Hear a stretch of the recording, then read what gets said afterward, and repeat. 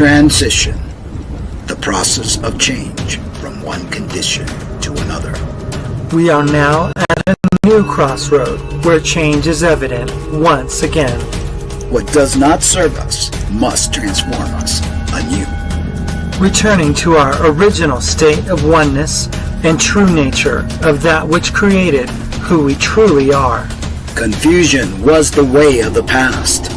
Enlightenment is the way of the now and future, shedding away the layers of deceit. We now bring you the transformation of the two who started as one. Our fearless planet never stands still. Earth has been in a process of transition, and we are not exempt from this remarkable ongoing reality.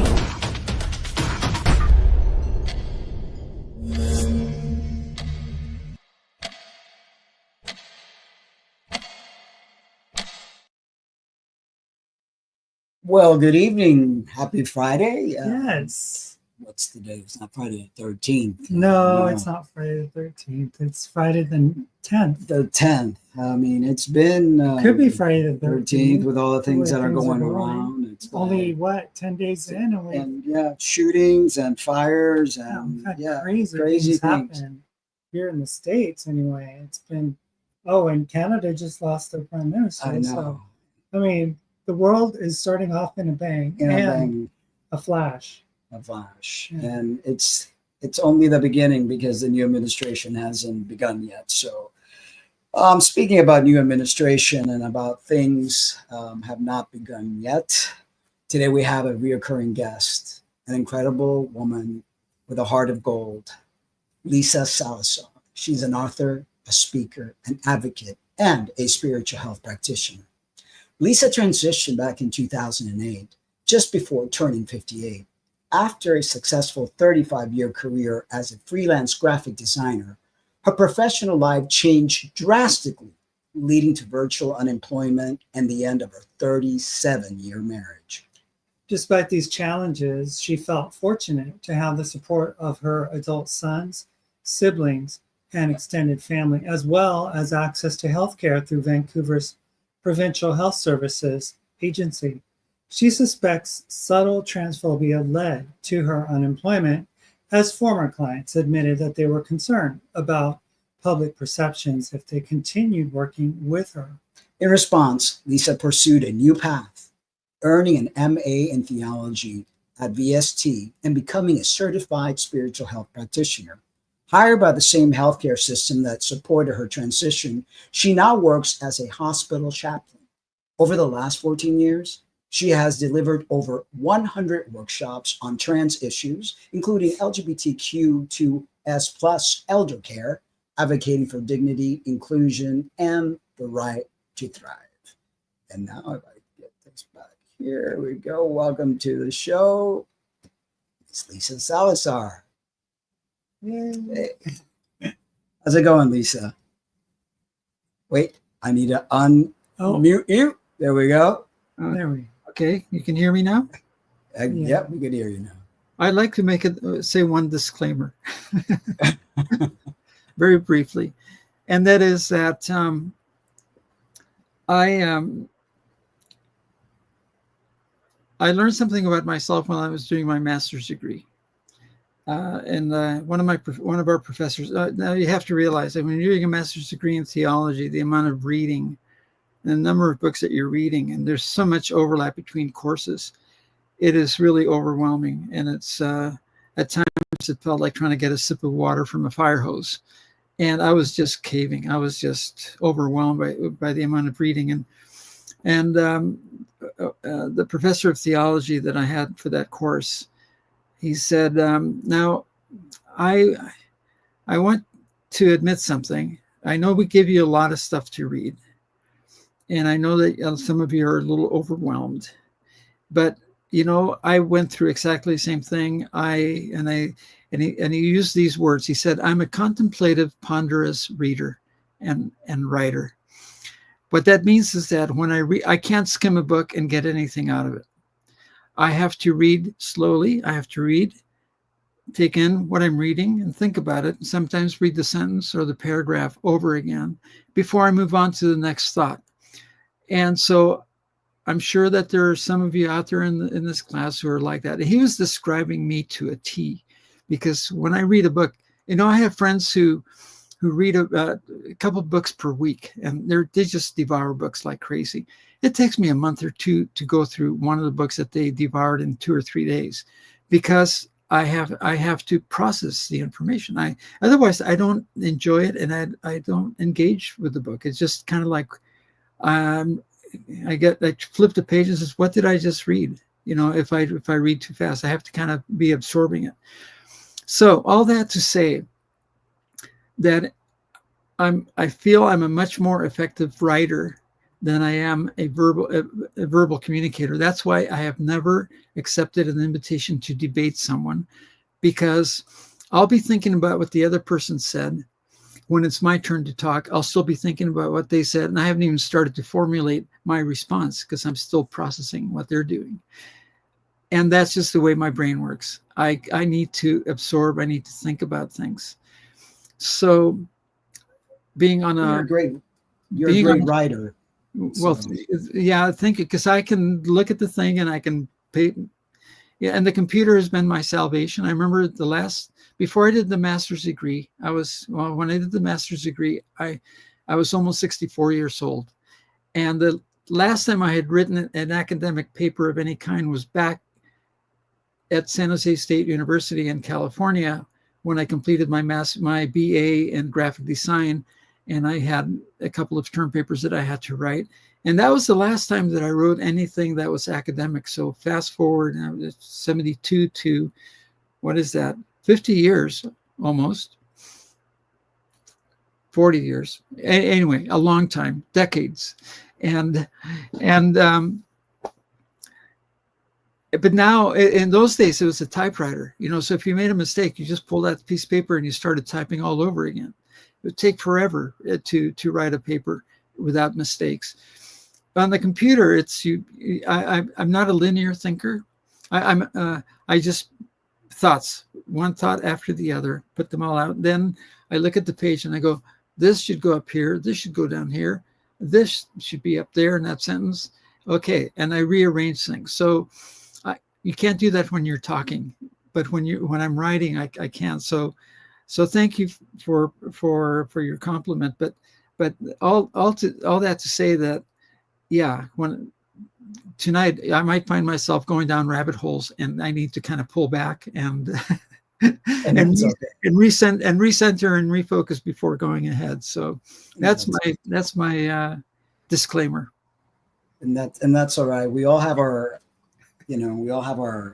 plus and our minuses, and we work with what we have. And I think as a society, we need to learn to have a little more grace for one another.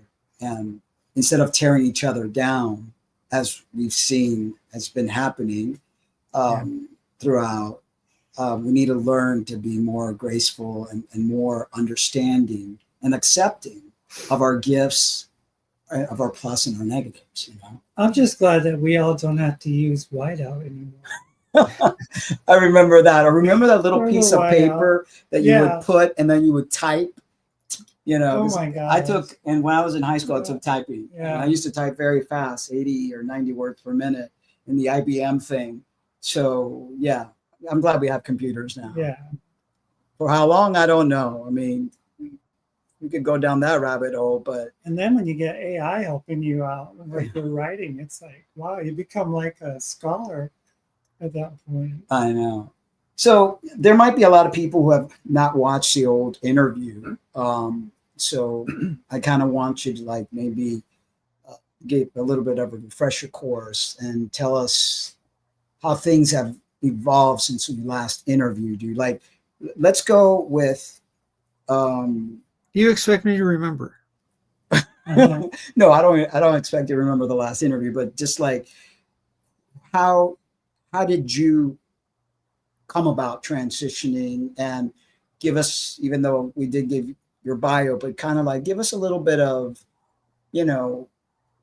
sure, how Lisa got started and and the hardship, and during the time that you transitioned, we were talking about that earlier before we went on live, how things have changed, dramatically.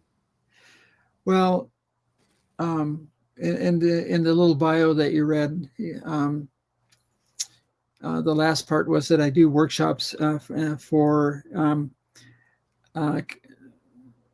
compassionate, inclusive care of seniors who are LGBTQ. And I've done a lot of research, and I have a lot of information, a lot of personal anecdotes, stories that people have shared with me of their own personal experience. And I'll just simply say this: there's a timeline that starts about 1960. And that's the beginning of the sexual revolution, as we all know. That's when the feminist movement begins.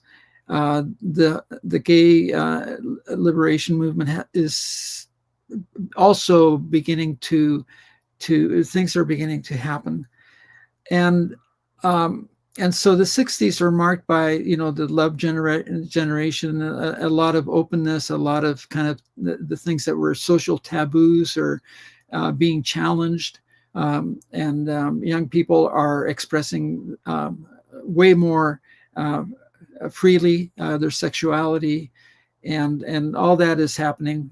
Like I said, the feminist movement, women are the feminists are have decided that they've had enough. It's time to exert their own their independence from the patriarchy, and so all that provides an environment in which things begin to happen. And in 1966, Harry Benjamin published his groundbreaking book, The Transsexual Phenomenon. And it's really fascinating. In the preface in his book, he basically admits, he says it's very difficult to publish about a topic that is not covered in anywhere. There's nothing in the medical literature that talks about this issue. And so in a sense, he puts it out there as, I'm putting this out. This is my research. These are my findings. This is my perspective. I'm putting it out so we can get this conversation going. So that's what that book does. It kickstarts the conversation about gender identity, and the word transgender was not even part of the vocabulary.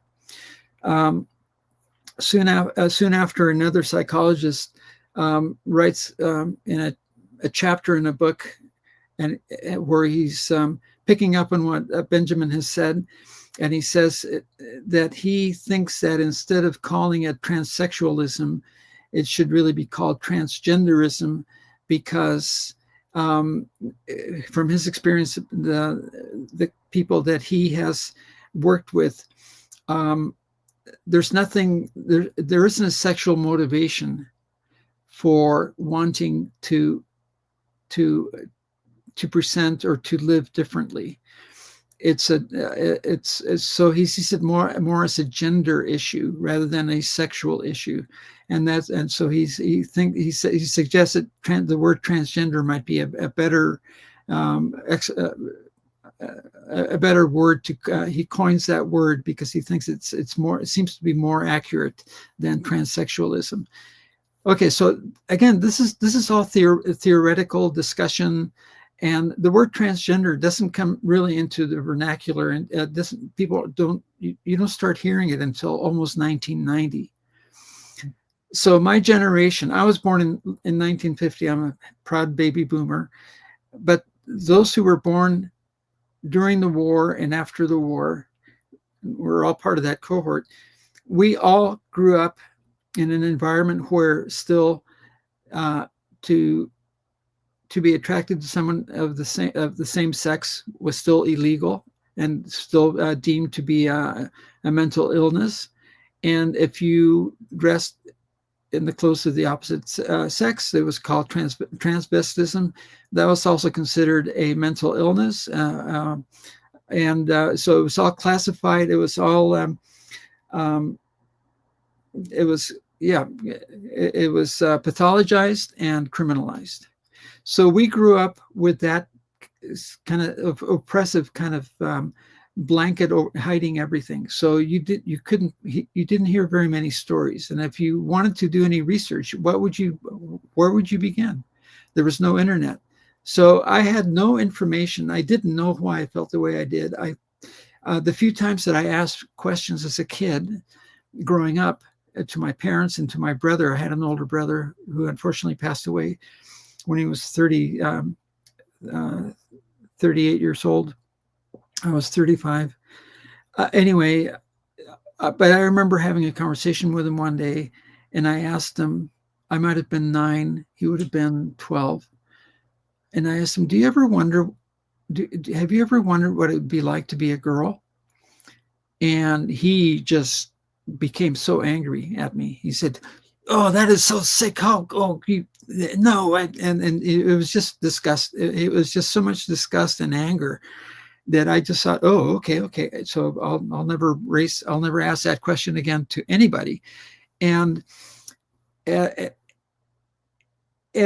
anytime I asked a question to get some clarification, I didn't know how to ask. I didn't know what I was asking, because I had nothing to, no language, no vocabulary, nothing. So my questions were not very well expressed. So the answers that I got were not very satisfactory. I never got answers to any of the questions that I had. And this continued through my junior high school years. And I shared with you guys before we went on air, or before we started streaming, that I was born in Colombia. My family moved to the United States when I was 10 years old. We moved to California. And up until that point, I had only attended boys' Catholic schools in Colombia. And now we were in California attending public schools that were co-ed. And I was unhinged. I was suddenly around girls my age for 35 to 40 hours a week. And it wasn't confusing. It was just kind of like I felt like I would look at the girls, the boys and the girls were often separated for different activities and different courses or lessons. And I would kind of look at the girls longingly, not lustfully, but longingly, kind of like, I want to be with them. I don't want to be with the guys. I found being with the guys not very comfortable, and so that was all part of my childhood experience. I was not effeminate. So I didn't play with dolls. I didn't do any of those things, but I just felt different, and I didn't feel comfortable in my body. The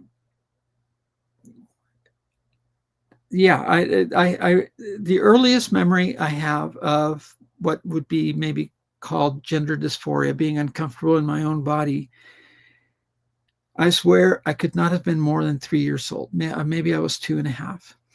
And I was sitting in the bathtub, and I remember the perspectives in this bathroom in Bogota. And my mom had me in the bathtub with about 3 inches of bubbly water. And I was playing with my little boat and my little toys in the bathtub. And it was time for me to get out of the bathtub. And my mom realized that she didn't grab a bath towel. All she had was a washcloth on the edge of the bathtub. So she said, no te muevas, don't move. And she stood up and reached into the linen closet and pulled out a big bath towel to wrap me in. And I looked at her reaching for that, and I saw the washcloth on the edge of the bathtub. And through the bubbles, I could see myself. I could see my penis. And that made me uncomfortable. So I grabbed the washcloth and I laid it over my groin, like a loincloth, just to cover it. And I kept playing until she pulled me out. But from that point on, I remember I always would ask for a washcloth when I'd take a bath. And that's what I would do with the washcloth. I would just lay it down just so I wouldn't have to look at myself. Where did that come from? It wasn't from a conversation I'd had with anyone. It wasn't because my brother or anybody, I had sisters, but my baby sister wasn't born until I was 5 years old, and my older sister was 5 years older than me, and I never saw her naked. That just never happened. So where did I get this idea that there's something on that unnecessary, something? I don't have words for it. I just remember looking down. I can play that video in my head, that loop, and see. I can see through the bubbles. I can see myself, and I can see myself laying the washcloth on top. I remember talking to the psychiatrist when I was being assessed about these kinds of experiences, and he's just writing notes and stuff like that. But those were some of the experiences I had. Just a lot of questions, but no language. Didn't even know what I was asking about. I just wondered, am I the only person that feels this way? And when I'm in high school, I'm thinking, those are the questions I have. I'm comparing myself all the time, as we all do growing up. We are always comparing and contrasting ourselves to other people, trying to get a sense of who we are. And I remember wondering if anybody else felt like I did. And I never heard anybody even remotely suggest or even talk about anything like that. And where I knew I was different was when the boys that I knew, the few friends that I had, 12, 13, when going through early stages of puberty, and now you're looking at girls in a different way.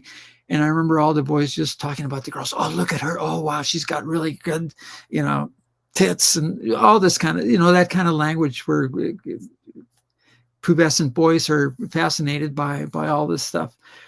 And they would say, oh, look at her. She's so hot. And I would look at a girl and I would be, yeah, I like the way she's dressed. Oh, I wish I had something like that to wear. That's where my head went. Of course, I could never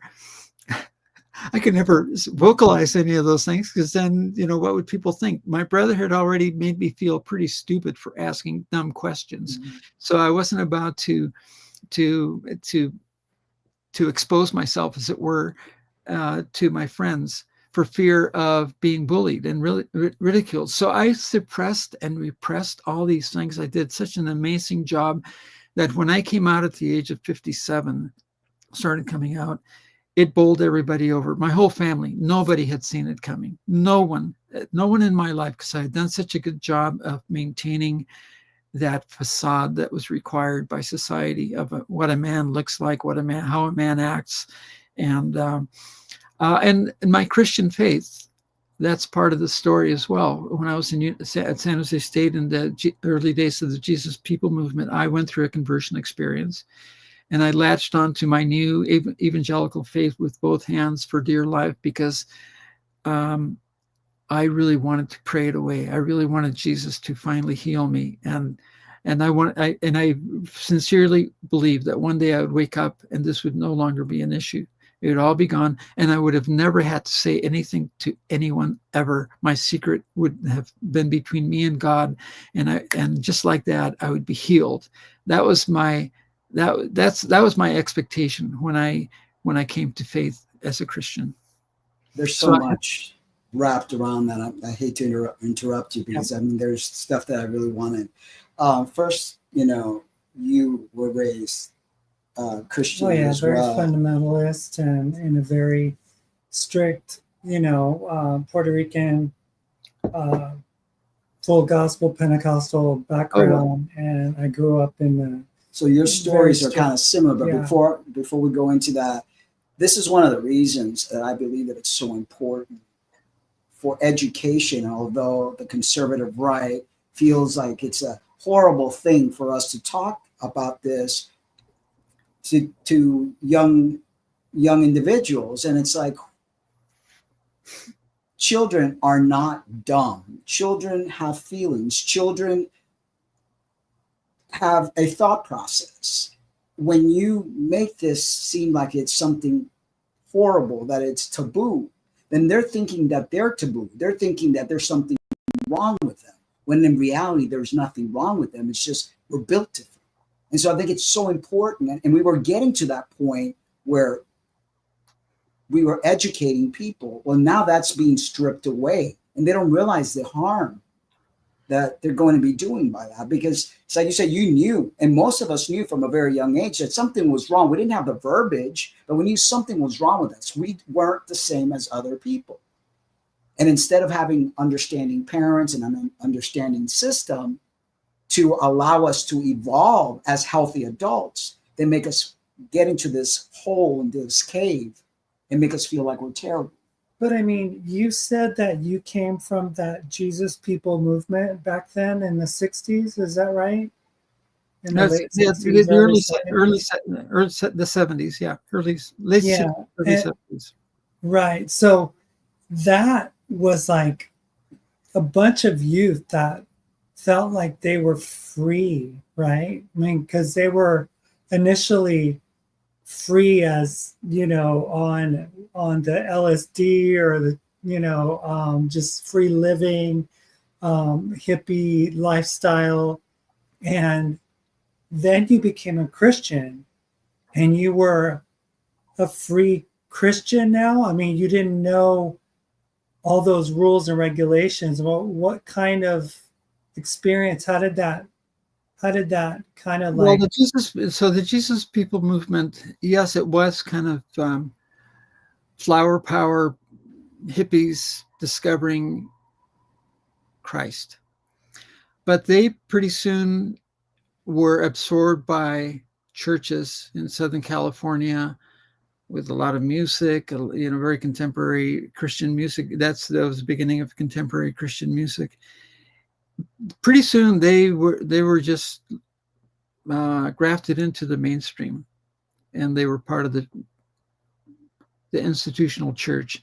Maybe not necessarily that any specific denomination, but they were absorbed and they became now, you know, organized. And there were authors, a lot of authors that you know, railed against the idea of free love and all that. So, you know, girls were encouraged to be you know, to abstain from sex, and young people were encouraged to abstain from sex, because that's what Jesus wanted you to do. So there's a lot of puritanical sort of ideology that pretty soon it gets absorbed. And the books that were popular at the time, like Hal Lindsey's The Late Great Planet Earth, and then Satan is Alive and Well on the Planet Earth, the theology is one of there's a lot of discussion about demon possession, and that a lot of that people need to be freed from, that there's a spiritual war going on that's attacking family, that's attacking the individual. So all that gets wrapped up in this movement. And so but I embraced all that because it gave me explanations. It gave me a worldview that kind of contextualized it. So I end up demonizing whatever it was that I had, and I spiritualized my condition. And I see it now as an attack from Satan, not as something this is who I am, and I need to just accept who I am. No, I see it as, this is the devil attacking me as a person. He wants to destroy my soul. He wants me to go to hell. And he's always looking for weaknesses, and everybody's weakness might be different. But once he knows what your weakness is, that's where your attack is going to be relentless. And that's what I ended up believing. And then I ended up latching onto my faith even more. I started reading more books on prayer. I end up memorizing scripture. I end up reading the Bible over and over again, trying to extract from it, the Bible is called the sword of the Spirit. I need to know how to wield this thing. So when Satan is tempting me, I can say, "Get behind me, Satan. God created this male and female." So that's literally, that's all part of my experience. And so fast forward. So I fall in love with this young woman that I met at a Bible study. We get married, and she comes up to Canada with me, and we started the family here. And after our second son was born, this wasn't going away. because I never told my wife that I had this struggle, because it was between me and God. This was my my journey, and so I sincerely wanted to believe that my sins have been washed as white as snow. So I used all that kind of biblical explanation, because that's what I was reading. And Hal Lindsey, the guy who wrote those 2 books that I just mentioned, especially Satan is Alive and Well, his theology really, I'll use the word, fucked me up, because he said, in one of his chapters, he's comparing Satan to God the Father, and he says Satan is not God, and so you should never ascribe to him any of God's attributes. He is not omniscient. He's not omnipresent. He's not this. He's not that. He's not that. He is a fallen angel. So he is not. He's not able to be in all places at once the way God the Father is. And so he relies on his demons, on his legions of demons, and to spy on us, and that's why, if you are struggling with something that's perverse, or something that a sin life or whatever, don't pray out loud, because a demon will then hear you, because they can't read your mind. They're not God. They can't read your mind. So don't vocalize. Don't ever say anything out loud of what your struggles are, because then they will know what your weakness is, and then they will continue attacking you. I believed all that stuff. It made complete sense to me. So never talk about this to anyone. Never seek help, because if I say something out loud, then I'm going to be sabotaging my own spirituality. That is so pertinent to my own life situation, because I grew up, just my parents used to go answer phones at Channel 40 in California, for TBN, and Trinity Broadcasting Network was. Oh yeah, and cast out demons. Yeah. And I grew up right down the street from Chuck Smith and Calvary Chapel, so I know exactly Maranatha and Lonnie Frisbee and all these different people. Yeah. So I mean, I think that how Lindsay's saying that, I remember hearing that too, because I mean, Late Great Planet Earth was a book that everybody was reading. Oh yeah, if you were a Christian, everybody out. The rapture's going to happen. Are you ready for the rapture? Yeah, I wish ready. Larry Norman. I mean, the whole thing with the Mark of the Beast, 666, the Chinese Army, 1 million strong. I mean, all this stuff was happening in Hal Lindsey, but it's like he kind of like really set the stage for so much of what took place in the political arena in the last 40 years.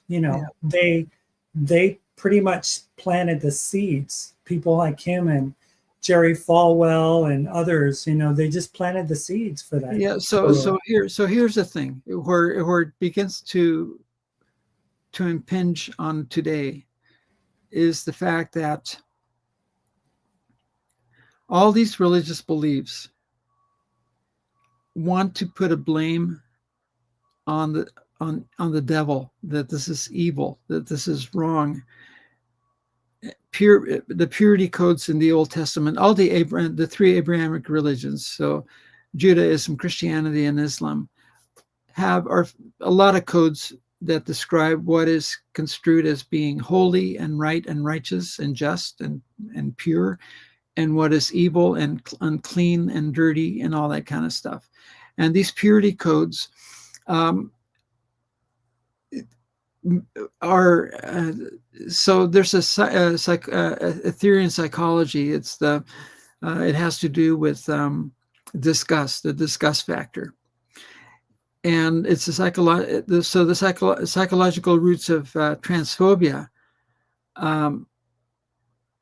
Is this whole thing of disgust, the disgust theory. And disgust is something that has evolved. It was something that was good for our survival. Disgust is a learned behavior. It's a learned visceral reaction to something that is gross, it smells foul, whatever. And it was a survival, and these things that we construed as being foul smelling and disgusting and all that was actually part of what allowed us to evolve and survive, because we stayed away from rotting meat and food that might make us ill. And different cultures have different things that they deem to be gross and disgusting, that won't be gross and disgusting to another culture. Like in the Icelandic countries, some people love fermented fish, and it just reeks. It just smells so foul. But when they open one of those cans, they go, oh, and they all gather around and they eat fermented fish. And it's horrible. So obviously, for someone who hasn't grown up with that as being okay, instead they've grown up that anytime they smell something like that, it's disgusting, and you gag and you heave and you throw up and all that kind of stuff. So disgust is a learned, it's a visceral response that is culturally manipulated or tweaked. And unfortunately, it's a two-edged sword. So it's helped our survival as a species, but it also it has served its purpose in doing that, but it's become a cultural filter through which we deem things as being okay or not okay. And so a lot of religious rules are basically based on a dated, no longer an obsolete system of determining what is good and what is bad. That's a very simplistic way of explaining it, but it helps to explain at the root of why it is so easy to work people up so that they hold their nose at something. And unfortunately, clever people who know how to manipulate the masses have figured out how to instigate or promote disgust against those that they end up scapegoating, and the trans people are one of those groups that, along with the immigrants, along with refugees. So if you want to distract people from the problems of the economy and housing and employment and all these things, all these social things that government should really be working to fix, instead let's focus people's attention on these groups and blame them for our problems. And that's what's happening. And that's why. And so, and that was part of the strategy that that was put in that white paper by the Family Research Council in 2015. 1 month after Caitlyn Jenner was revealed in Vanity Fair, they strategically released this white paper. And anybody can Google it. All I have to do is Google Family Research Council white paper on transgenderism. If you type that into your Google search, you will find that document. Read it. Read the concluding statements, and you'll see how they map out exactly. They tell, if you're a medical doctor and you don't think that gender transition is valid, this is what you can do in your practice. This is what you can do in your organization.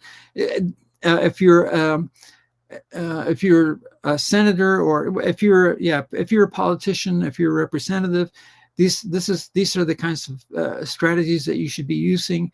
They basically spell out everything that we're seeing in Project 2025 when it comes to the policies that they want to implement regarding trans people.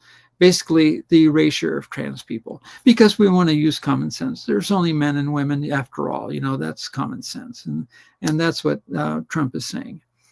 And yet, throughout history, two-spirited people, the third gender, different expressions, even in Greek times, there was so much diversity, and now all of a sudden this Puritan culture just wants to paint life as black and white.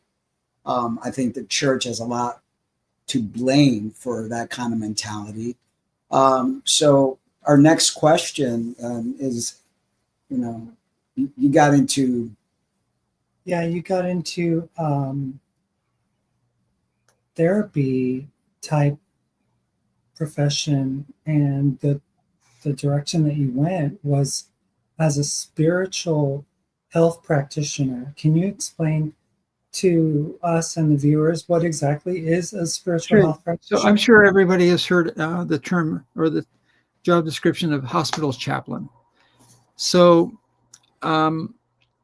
that's still a valid term.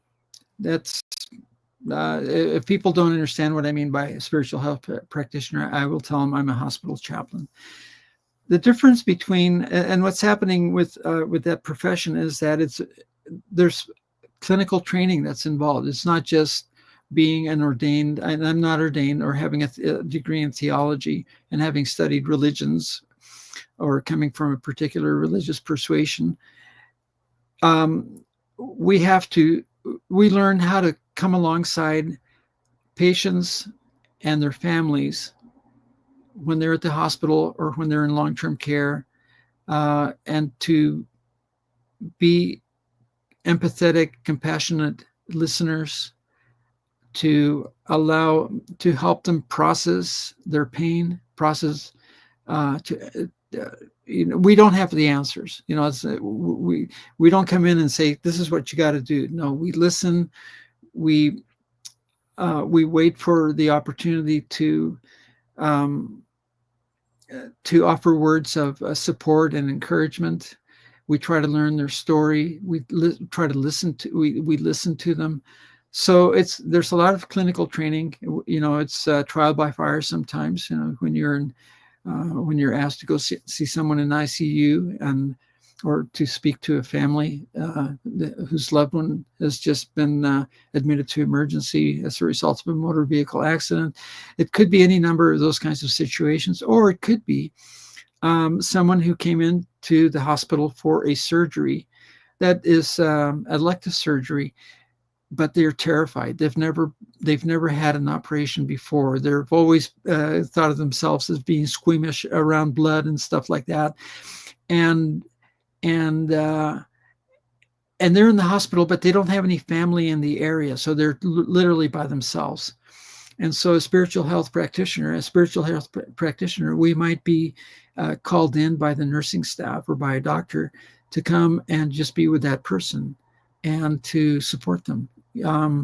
So it's a lot of different opportunities to just for human connection with people. And what's really been interesting for me as a trans person is that that's never been an issue. It's never come up. Fortunately, it might be that most people don't. I don't walk around with a sign that says I'm trans. And my name tag doesn't say Lisa Salazar, transgender spiritual health practitioner. So it's not something that comes up. Every once in a while, somebody will read me. Somebody will look at me and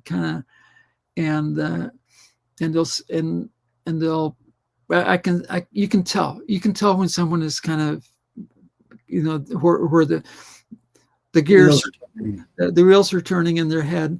And I'll say, do you have a question for me? Is there something I can answer for you? And and I try to, and I smile and I give them permission to ask the question. And I said, are you, I'm transgender. Is that what you're wondering? And they'll go, well, yeah. And I said, is that okay? Are you okay with that? And they'll say, oh yeah, no, it's just that, no, maybe it was my voice. Maybe I was tired, whatever gave it away. There's any number. Some people are, who are really good at clocking me are people who are on the spectrum. Oh, people who are autistic. They take one look at me and they go, oh, you're a man. Well, no, and it's amazing. So they're just being but it's, unfiltered. but in this conversation that we're having, yes, on one hand, what has been unleashed since the 2016 election by Trump, and how he, in a sense, gave people permission to just be ugly and to speak out and to and all that, and no decorum, no respectability, nothing like that. All the things that we were, we were working so hard and feeling so good that finally there was people talking about being inclusive and understanding and all that. It's kind of like some people who were maybe at work, they had to attend workshops on inclusivity because one of their co-workers was going to be transitioning. I know that happened in many, and still goes on in many companies. And maybe there were some people that felt that they didn't totally agree with this. Well, Trump, and they wouldn't have said anything because there would be probably a policy, an HR policy that said that there was zero tolerance for intolerance. And so they wouldn't say anything. But Trump has given permission to all these people to say, I don't agree with this. Why are they forcing this down my throat? Why do I have to accept this trans person? Why do I have to allow this person to come into our washroom? I don't agree with this. And so since 2016, I was an operator with the Trans Lifeline for 18 months. After I finished my master's degree, and I was doing my clinical training before I got hired, for a year and a half, I answered phones with the Trans Lifeline, and the majority of the people that called were young, probably under the age of 25. I would say between 14 and 25 was the predominant number of callers. And also the predominant number of callers would have been people living in smaller communities with no LGBTQ resource groups or clubs or organizations or anything like that. And so they had nowhere to go, no one to talk to. So they would call the Trans Lifeline to ask questions or to say that they just couldn't go on anymore, that they wanted to kill themselves. And fortunately, and what I was going to say, 2017 Trump is inaugurated in January of 2017, and the calls in the Trans Lifeline, just the number of calls just exponentially soared, because now trans youth were fearing for their future, and they needed to talk, and they were afraid and all that. And I wonder what happened this year after the election. I haven't been involved with Trans Lifeline, so I don't know what they're calling. I don't know what their statistics are or anything like that. But at that time, Trump caused that line to suddenly surge. Young people were calling because they were afraid. There's a lot of fear. There's a lot of fear, and there's a lot of confusion, because we were appearing to head in a timeline of evolution, of spiritual awakening. And we were finally working through this religiosity and realized that dogma and spirituality can't coexist.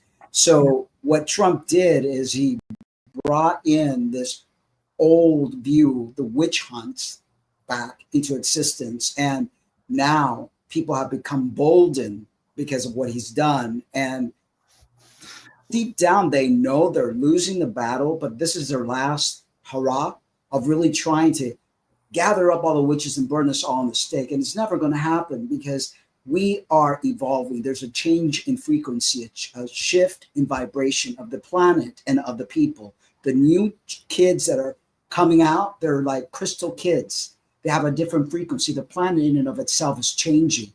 So fear not. And I know it's hard to understand this because of what we're seeing. It's going to get worse before it gets better, but they will not win. They will not win because they are not on the right side of the light, the truth. Religion, Christianity, Judaism, all these religions are not the way. They're far from it. They've been, it's like an obstacle placed in human growth. but we will evolve and we will get out of this mess. I mean, I was saying earlier that the current world system and the system that Trump wants to put back and implement is that system of power, control, corporate greed, institutionalization of religion. I mean, all these different systems that are in place to, like, you know, like when we grew up, we were told, get a good job, get a good education, get your piece of the American dream, is what, you know, people told here in the United States. You know, get a house, you know, get ahead. You know, the corporate world is built on, you know, predatory practices, so you need to fight to survive. And, you know, Trump and his fight when he got, you know, when that episode happened back in the summer.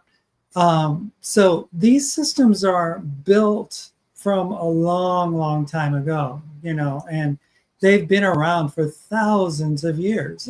And we have a shifting happening in our planet, that the youth that are born and people like after 2015, these kids that come in now, they don't understand the system. It's like, so you go to work for 40 hours and so why? You know, and it's like, they don't understand why we do the things we do, although that's how we've been taught to be.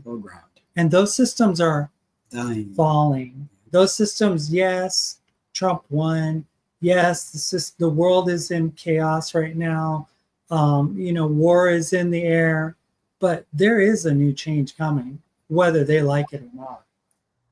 I hope so. I think one of the mistakes that I think we made, we underestimated or overestimated. We overestimated the how things were evolving, how the doors were opening up. There was more understanding in medicine regarding trans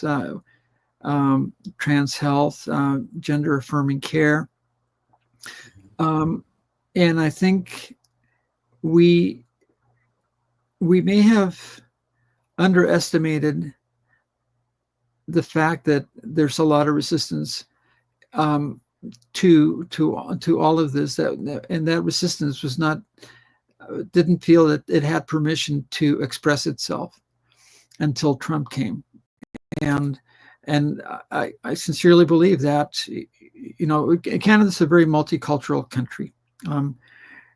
We've accepted, I don't know, compared to the United States per capita, what the immigrant, the new Canadian population is in comparison to the new American population is per capita in the United States. But I know that many of the new immigrants are coming from countries that are very culturally conservative, from Arab countries, from South Asian countries, from East Asian countries, and they have very conservative values. So they have begun to impact Canadian society. And you can see that in elections, and because they will vote for the conservative candidates because they seem to uphold some of the values that are important to them, and so there is that difference between people who are, I'll say, native Canadian or who have been acclimatized to Canada and Canada's its progressive human rights and multicultural lens and perspective. And so we are finding that when it comes to election time, that the politicians that are able to engage with the new Canadians and quell their fears and inspire them to what Canadian society is all about. They're the only ones that are going to get the new Canadian vote. Otherwise, they're going to be voting for a very conservative, and the conservative parties field a lot of Asian and South Asian and new Canadian candidates. So what this says to me is that we're the LGBT friendly and the cisgender, our allies, we are a minority. And we have to do a better job at winning over the hearts of the people in the middle, the people who are still kind of, the jury is out. I need more information. I'm not going to say what I'm going to vote one way or the other. I need more information. And they're reasonable people. And if you can present, and if you can hear, they can hear our stories.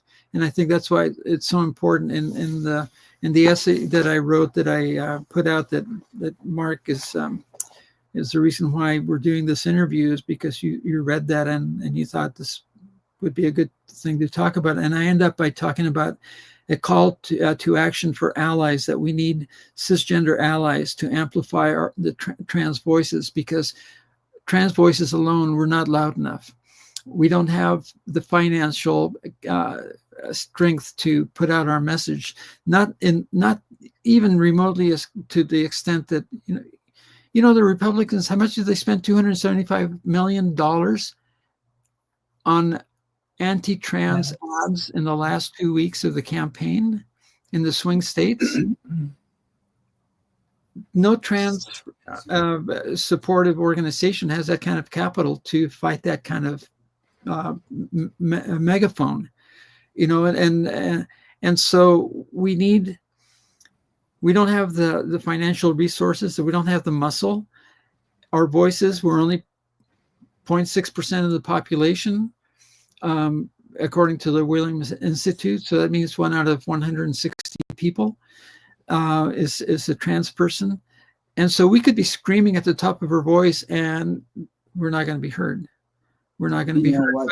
Lisa, what tends to happen, though, is when you have that kind of bullying taking place, and I've seen it throughout my 60 years, when I was in the LGBT, when I was younger, there was a lot of animosity towards us, but then people started not liking how we were being bullied. And that's where the allies developed. So I think the more they're hateful towards us, the more they try to crucify us, literally, then people will find it in their heart to say, wait, this ain't right. This is not fair. Yeah, and I think the problem is that our stories are not being heard. Instead, a different narrative is being presented by the anti-trans forces, saying that we are mentally ill, that what we really need is a psychiatrist, that we're sick in our head for thinking that we are the other gender. If we're non-binary, that you are somehow deficient one way or another, and that and get over it and figure out what you are. So in 2015, as part of my master's degree, I did a study on transgender spirituality, and I thought about maybe I should do the study again, because back in 2015, I asked the participants in the study to self-identify. I didn't even prompt them. I said, how do you identify? And they wrote in how they identified. Some people said, I'm a trans woman, I'm a trans guy, I'm a trans man, I'm gender queer, I'm gender fluid, and nobody used the term non-binary. And what I think, and that was in 2015. Later, well, this is early 2015. By the fall of 2015, the word non-binary was it had exploded into our consciousness. People were identifying as non-binary.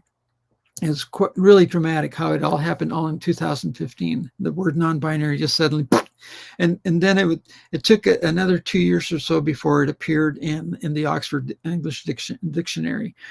So it was a new term.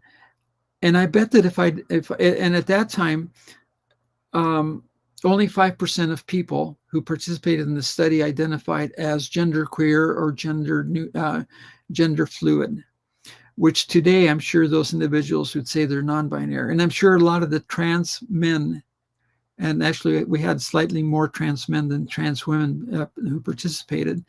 I'm sure a lot of the trans men might have also said that they were non-binary. Just from conversations I've had with some of the participants since that study was done. So language continues to evolve. Our understanding continues to evolve. Our stories continue to adapt.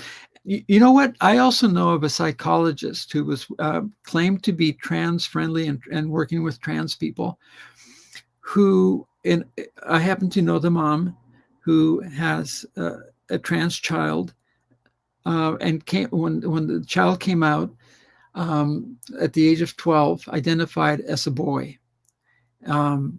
So she came to, and I was part of a PFLAG group at the time. She came to a PFLAG meeting and she was crying and said, I have a daughter who told me that she is a boy and I don't know what to do. And I want to do the right thing. And my husband is not supportive, but I need help. And so fast forward 9 months, she has found a psychologist who's trans friendly, and it's been amazing. But then the child has, their understanding of themselves has evolved independent of this work with the psychologist, and feels that instead of being a trans guy, they are really more non-binary and feel more comfortable embracing the pronoun they, them. This psychologist fired them as a client because he said, no, that doesn't exist. You're either transition to become a woman, a female, or transition to become a male. There's none of this living in the middle. It's not going to work. And so he basically fired them as a client. I wonder how many other psychologists, and I know a lot of therapists have had a problem trying to make sense of non-binary and genderqueer, gender fluid identities, because, and I remember when I went through my assessment and my transition, a good transition was deemed to be one that gets you from box A to box B as efficiently and as safely as possible. And for you to start out with hormone therapy replacement and hormone blockers, so that you can begin to, your body can begin to change, to masculinize or feminize, depending on which way you're going. And the goal is that at one point, after living successfully for a year, the real life test, as they used to call it, then you'll be reassessed to see whether or not you qualify for the surgery. And that was sort of the roadmap that they held. And this is the model. This is how it works. And for someone to say, start out receiving hormones and suddenly they feel so much better about themselves, and the hormones do play with your brain, and you experience new feelings and new emotions and new things, and you feel this is really me.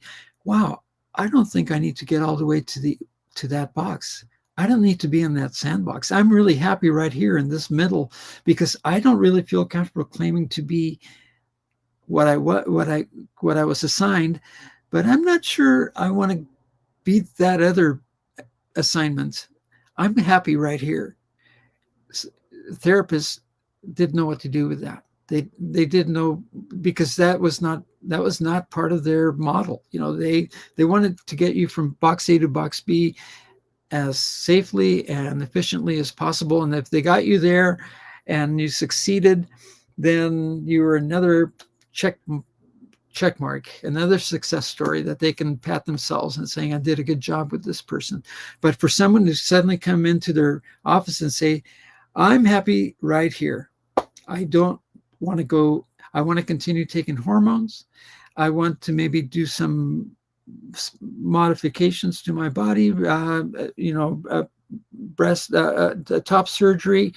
That's the extent, but not because I want to be a man, just because I don't need my breasts.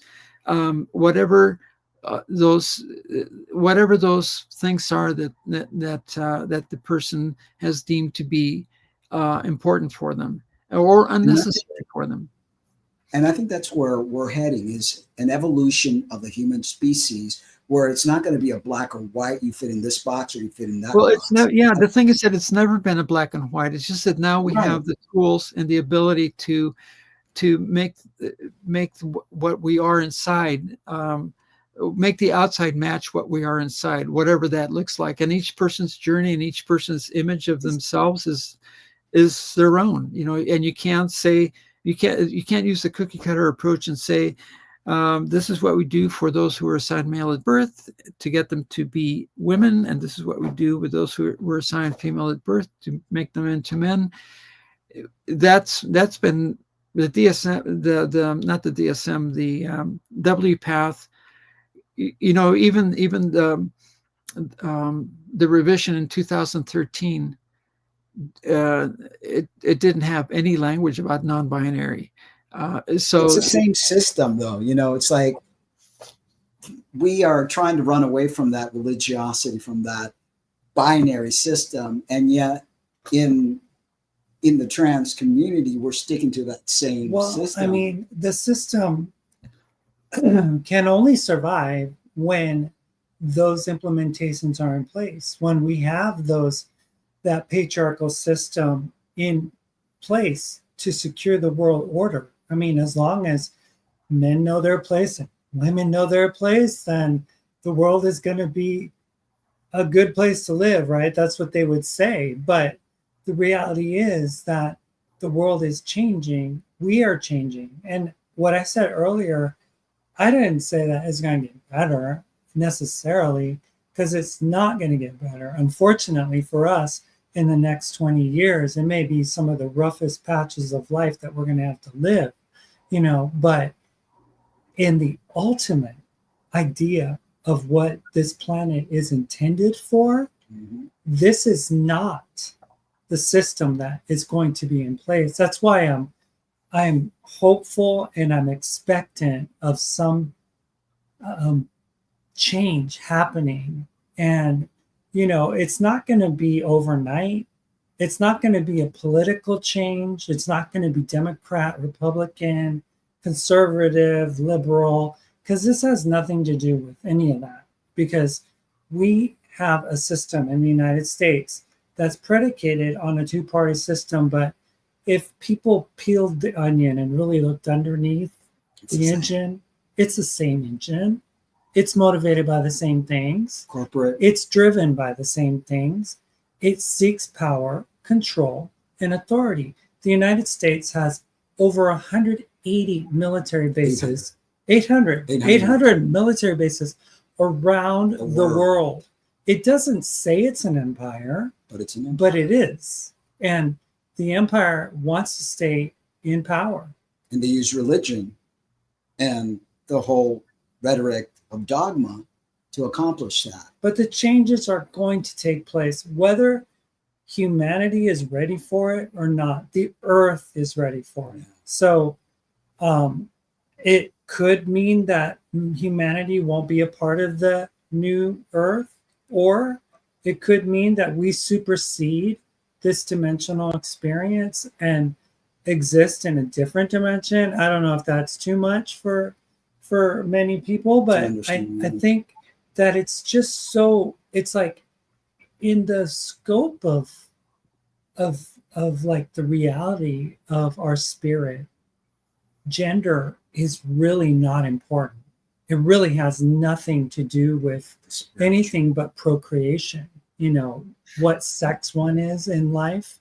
Yeah. It just, I mean, we have energies, we have masculine and feminine energies. Both men and women have a certain degree of either one, you know, or both.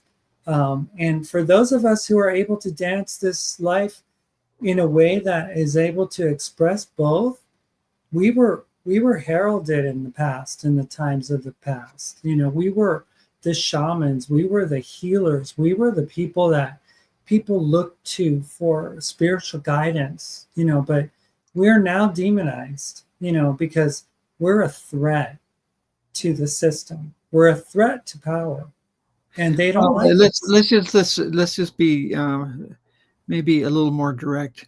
We're a threat to insecure people about their own sexuality. Absolutely.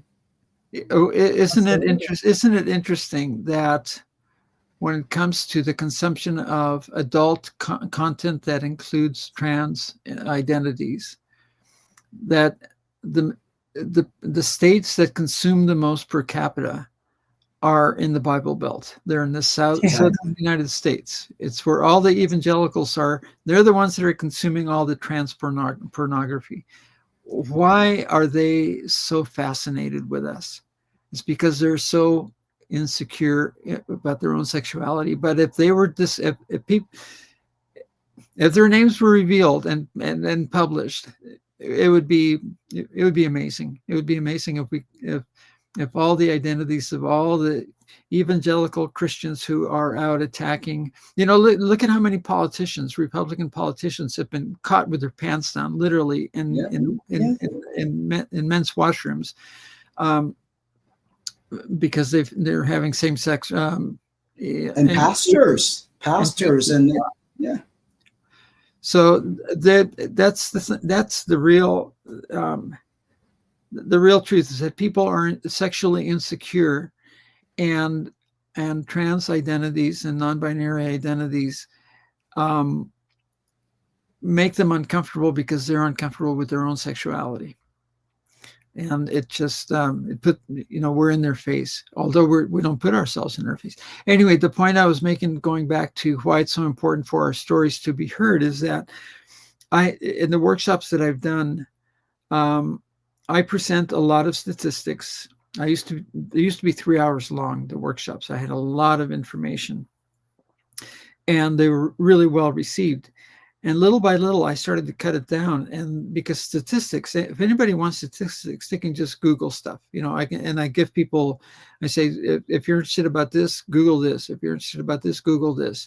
And you'll find all the numbers that you want. What we're going to talk about here is what we need to do to make life better for everyone. And so I tell a lot of personal anecdotes. And I've had so many people come to me after a workshop to say, I've been to other Trans 101 workshops, or I've been to other inclusivity workshops, and you're the first person that got me to engage with the material on an emotional level by virtue of making it personal. Because before it was just statistics and numbers, and here are some rules to follow. Here's what you should do in your organization to make an inclusive place. Okay, those are all important things to do, but why do you need to do those things? Because this is how it impacts the person. This is how it impacts me. Here's an experience that I want to share with you. And when you can make it personal, and you can humanize the story and the journey, then people they get it, and they say, yeah, wow, I hadn't thought about that. So I think that's what's really important, is that's why we need cisgender allies who have heard our stories, and who not only have heard our stories, but who are willing to amplify our concerns, to attend the school board meetings. So it isn't just a few trans people who are going to represent the trans community, but it's cisgender individuals who are there supporting the trans people, who are also speaking on our behalf, and who are allowing their names to stand for election or whatever. We need our allies to stand with us, and to go back, and basically to in some cases be our voices, because our voices aren't loud enough. And so I am hopeful. And there are things that are ominous. For example, Mark Zuckerberg changing the guidelines for Facebook. So now there's going to be no moderation, and anybody can say whatever they want, because opinions are free speech. And yeah, you can have the most vile, horrible opinion that you can now publicized, and nobody will take it down, even if you're calling for the extermination of a group of people. So because that's your opinion. In my opinion, I think this is what we need to do. So I for one decided this week that I'm going to step off Facebook. I was going to delete my account, but I discovered that if I delete the account, then I communicate with a lot of people using Messenger, and I have to find an alternative to Messenger before I disable Messenger and Threads and Facebook altogether. But I am going to start out by disabling Facebook on February 1st at noon. That's when I'm going to pull the switch on Facebook. And I've asked people that if they want to stay connected with me to send me a DM, and I'll figure out a way to stay connected with them. So a lot of people are responding. Today I was pleasantly surprised and pleased, and my heart was warm by seeing so many people saying, "I want to stay in touch. Please, please let me know how to, whatever." So I have to figure out how I'm going to communicate. I said you were going to go to Blue Sky. Yeah, Blue Sky. Yeah. But Blue Sky doesn't allow messaging, so if you can make comments, but if you want to send a personal message to someone, Blue Sky doesn't offer that for you. So there's something else called Signal that I'm going to try, and WhatsApp. WhatsApp, unfortunately, is also owned by Zuckerberg. Owned by Facebook. Yeah. See, one of the things because I'm old, and I've been part of the LGBTQ since I was 13 years old, and I'm 60. I learned how to deal with all the bullying. I learned how to continue to hold myself as being myself without allowing the voices of others to bring me down and make me feel less than. And I know it's not easy. I find that today's generation, they lack that ability to fight others back. Not allow the bullies to bully you, or bully the bully, fight back. That's the kind of thing. And I think if we just back away completely, they're going to win. We need to be there in the front lines. We need to just battle it out with these individuals, because if not, then our voices are dimmed and then they win. I mean, Facebook is a huge platform, and it's still a very viable platform. And I would encourage you to maybe reconsider that, because your voice is going to be more important than it is to have to put up with all the bullying that people are going to potentially drive in your direction. But if we can just band together and just be strong in the face of it, and to allow those attacks to come, and to welcome them, and to say, you know what, that's not me. I'm not that. And I can rise above this. This is not going to be a negative for me. Even you guys could throw your worst at me. I don't care. I'm going to use this platform, and you're going to use it. Well, I'm going to use it too. And if I have an opinion, it's my opinion. And if it rubs you wrong, then it rubs you wrong. And educate. And there's always that block button. I mean, that's the beauty of Facebook. You have that block button where it's like somebody really gets under your skin and they're not being reasonable. I mean, I've had battles throughout the years when I detransition, when I retransition.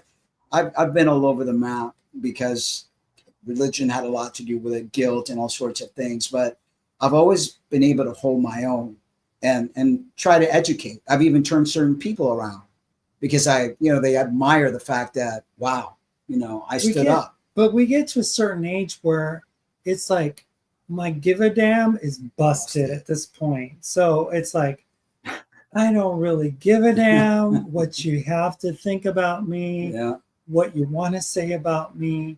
I am going to rise above you and your pettiness, because at the end of the day, you know who you are. You know what you stand for. You know what you believe in.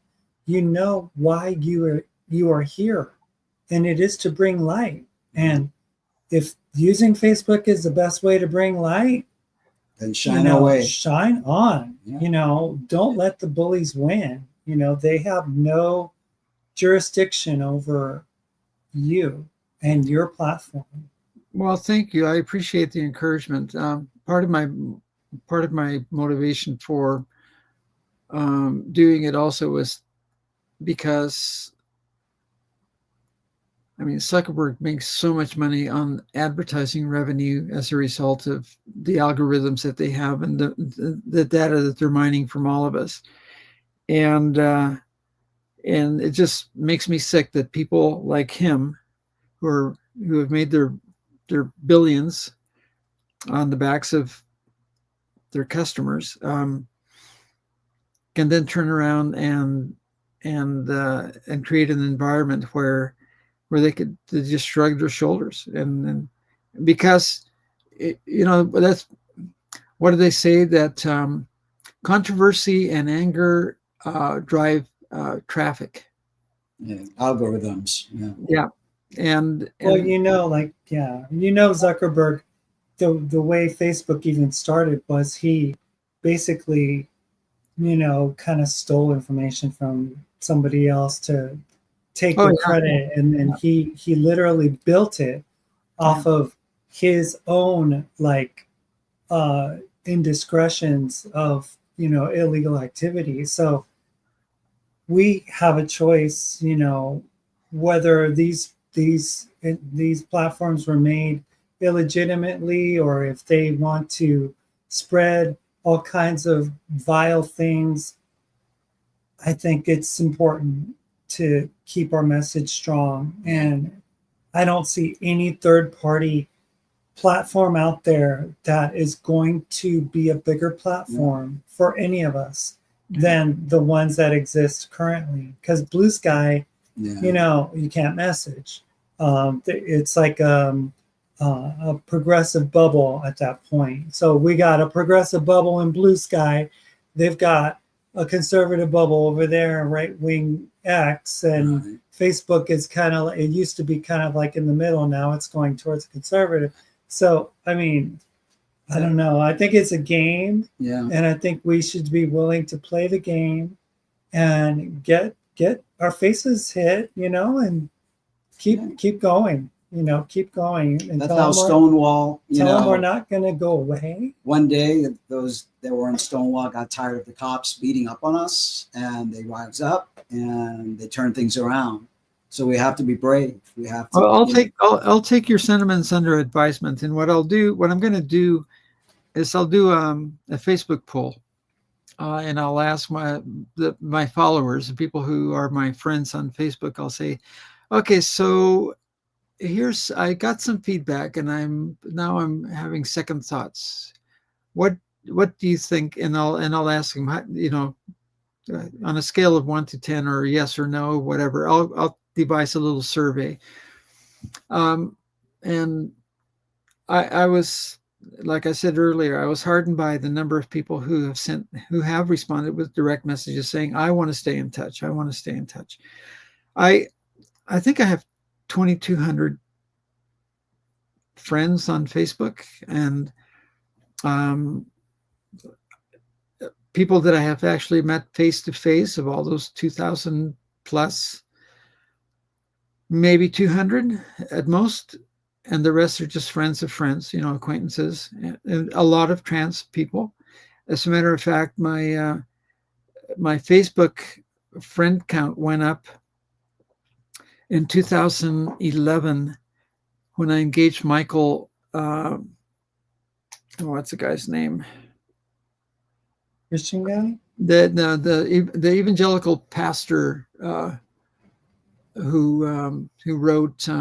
He's totally anti-LGBT. Michael Brown. Oh, he got busted recently. I debated him. Well, he had for Charlotte Pride 2000. What year was it? 2012 or 2013? Maybe that's the year it happened. 2012. Anyway, so a friend of mine, Kathy Baldock, sent me an email and said, "Hey, Lisa, why don't you go to Michael Brown's Facebook page that he's created for March onto the Charlotte Pride event. He's trying to recruit 2,000 Christians to march in with him wearing red T-shirts that say "God has a better way," and so he's created a Facebook group page called "God Has a Better Way." And what he says about trans people is just horrible. You should read some of the stuff that he said. But We've engaged with him. We've engaged with him in the past. So she said he doesn't know you. Why don't you go in there and challenge him? So I did, and I fully expected to be blocked and deleted, as in the same way that Kathy was blocked and deleted. But instead, he engaged with me, and between the two of us, in the course of literally 3.5 days, I did all the screen captures. I saved everything. It was close to 20,000 words, back and forth, back and forth. He did not drop me. He kept it, we engaged, and he was just horrible. He would he would put my name in quotes as Lisa. And when he started doing that, he explained, the reason I'm doing this is because that's not your real name. That your real name is the one that God knows. This is the name that you invented for yourself. So that's why I put it in quotes. So I started calling him Dr. Brown in quotes because anyway, so back and forth. So Michael Brown. Yeah, While you're holding that thought, I wonder if this Michael Brown has read the Bible, and does he know the God that he's worshiping? Because the God that he's worshiping promotes rape, promotes genocide. It's just like, Yahweh, the Yahweh dude is just like incredibly like not the God I would ever want to follow. I always wonder. I stopped believing after I read the Bible fully, and it's just like all the inconsistencies, the character, the egotistical, narcissistic deity that they're following. I don't think people really understand who they believe in. Yeah. Anyway, so I lost my train of thought. Why did I bring up Michael Brown? Anyway, it's an episode in my life, but engaging with Michael Brown. Oh yeah, I was talking about Facebook friends. So what happened was that people on his side started to make comments attacking me, but people who were being drawn to this group, who were trans or who were supportive of trans people, all rallied, and suddenly I think at the time I had 75 friends on Facebook, and after 3 days I had over 500. It's just exploded, and then that's how I wasn't trying to promote myself or anything, but suddenly I had 500 friends that I didn't have before. So over the years, I've continued to gather people who are friends of our friends, and a lot of trans individuals, and not necessarily because they're Christian or it has nothing to do with whatever the faith they are, just the fact that they're trans, and they've heard my story, or they've read some of the things that I've written, and they comment and then send a friend request. So it's very humbling to have that kind of following, and I do value these friendships, even though I may never meet these people in person. When they reach out to me, some of them sometimes do, and they tell me their heartbreaking stories of how they've been rejected by family or by a spouse or by their children or by their parents. And it's a real honor to hear those stories. It's and part of the reason I ended up becoming a spiritual care practitioner, I think it's because as I engaged with people and people opened up to me and they felt safe with me, I discovered that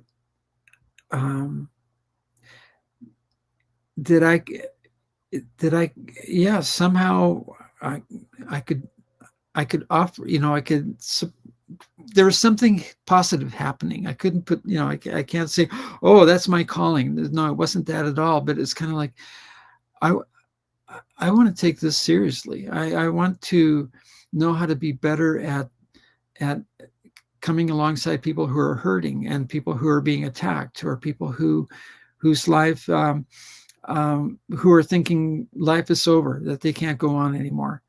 I want to know how to journey with people who are at that point in their life. And that was my motivation for going back to school to do a master's degree. And the reason I had to do a master's degree is because that was one of the prerequisites to do the clinical training that's offered. It's called clinical pastoral education.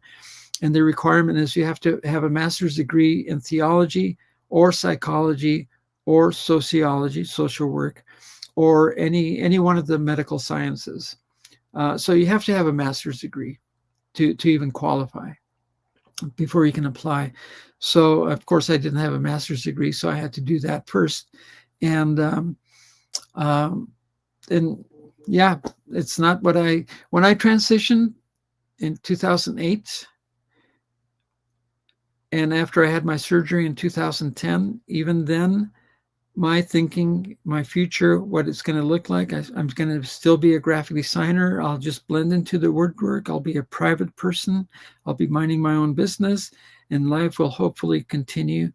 And that's not the way it happened. As you read my little bio, I became unemployed because my clients little by little stopped calling, and pretty soon I wasn't getting any work. And then I learned by calling a few of them and having those difficult conversations. What's wrong? Did I do something wrong? Is there, you don't like the work I'm doing for you? And then learning, oh, no, it's not that. Your work is great. It's just that, I don't know. I feel uncomfortable when you come to the office and when I meet with you in a restaurant to talk about a project, I feel like everybody's staring. So people were projecting a lot of their own insecurities about being seen with me. And sadly, I didn't take that into consideration before but that was part of the cost, the price that I paid. So I was literally unemployed. In Canada, you can apply for the equivalent of social security. It's called Canada Pension Plan. When you turn 60, you can opt to start getting payments at that age instead of waiting until you're 65. So I opted for early CPP. And if it hadn't been for that, I would have been homeless. And the fact that I was able to I moved in with my mom after my dad died, so I could care for her while I was doing my master's degree. And so this whole idea, I never saw a career or a vocation that would be what it is that I'm doing today. That was the farthest thought from my mind in 2010. So sometimes I have to kind of pinch myself that, wow, I can't believe I'm doing what I'm doing. I never saw it coming. But as I was telling a friend who's a longtime client, he called me out of the blue today from Whistler. As a matter of fact, he's been up there skiing. He's retired now, and he just called to say hi. And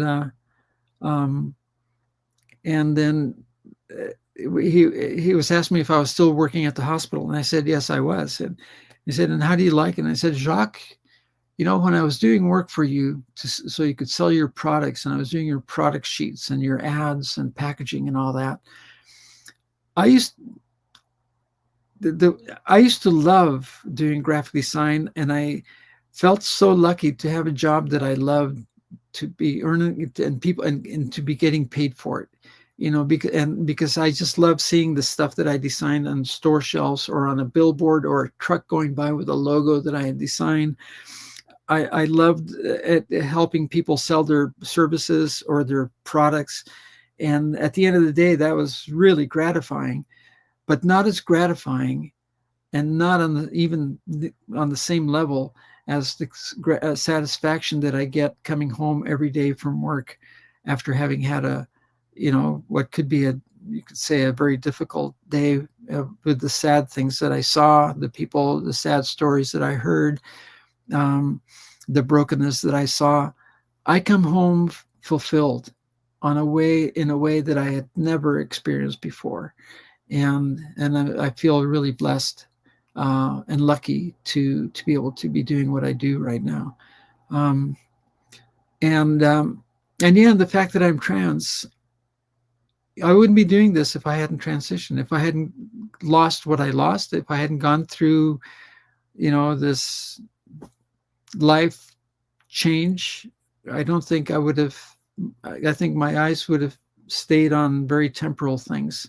I feel that That's why being involved with people, I'm involved in eternal things, that's why it's important to understand. People don't see that. Sometimes we need the dark to appreciate the light. We need the pain to be able to grow and evolve. Everything is in divine order. Everything that happens to us has to happen to us. We may not understand it at the time. Even everything that we're seeing right now and what we're going to see in the world is part of growing pain of the human spirit. And we will have, tremendous things to deal with. But in those things, we will also evolve and grow and see beautiful things come from that. And, there needs to be the darkness and there needs to be the light. I mean, neither could exist without the other. So there needs to be a devil and there needs to be a God. These are concepts that, people kind of misconstrue and misunderstand what they're there for. And I think ultimately the darkness is there to teach us a lesson. The darkness is there to allow us to, Christianity for years taught me to brush everything under the rug. They said it was all under the blood, right? They said that your sins are, as far as the east is from the west, and, that God forgives and that he remembers them no more. And it's like, no, we need to remember. We need to come to understand what it is that we have done, or if we've played the role of the villain in our life, because we all have at one point or another. We've all been the villain. So everybody can be evil, everybody can be good. So these are realities that Christianity doesn't want to teach, is that, that the darkness, there is purpose in the darkness. Or to give it to Jesus. And it's like, no, you don't have to give it to anyone. You have to resolve it. You have to grow from it. You have to dive deep into it and understand it, not just give it away to some savior to save you. We don't need saving. We're perfect the way that we are. We just have to get our hands dirty and learn and grow and love, because that's the biggest lesson. And what is sin, right? In the Greek, sin was missing the mark. The archer, he shoots his arrow, he misses the mark, and he gets a chance to redo that and try to make that bullseye. I mean, these are concepts that are so basic to fundamental understanding of our human nature, but they've been demonized by the Christian church, and they've been made to be, oh, you cannot engage with anything having to do with the darkness. Occult things are things that are hidden, are demonic and everything. And it's like, we have a dark nature and we have a light nature, and we need to use this life in the way that would allow us to make sense of it, to grow from it, to realize, the realities, and to evolve, And so what is your vision for the future, and how can people be an ally for the trans community, in your opinion?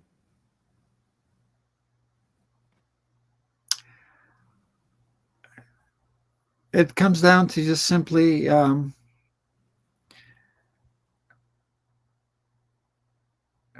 we can respond in anger, and we can be screaming and marching and protesting and doing all that.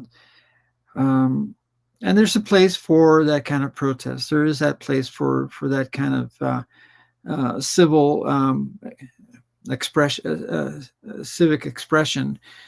But I think the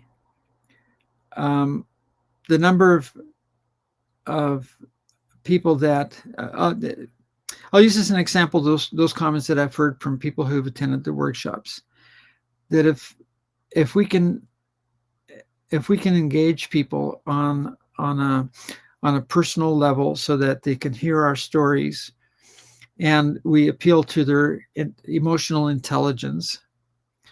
And emotional intelligence is the capacity to put yourself in, to see things from another person's perspective, and to be able to appreciate where they're coming from. You may not agree, but emotional intelligence is at least having the capacity to, for a moment, just say, okay, let me help me see it from your perspective, and then to try to have a conversation and a dialogue that's respectful, and hopefully the other person is doing the same thing, so it isn't just a one-way effort. This and I think more and more people want to engage in that way with people who are sincere, and who can suspend for a moment, can suspend language like, oh, you have an agenda or you have an ulterior motive. No, tell me your story. When did you, what's your life story? Help me understand you as a person. And if we can just slow things down and engage on that level, I think that's the only way that things are going to change. And it's slow because it's one-on-one. This is not something that is a mass appeal that you can, a mass engagement. I think it's really one heart to another. And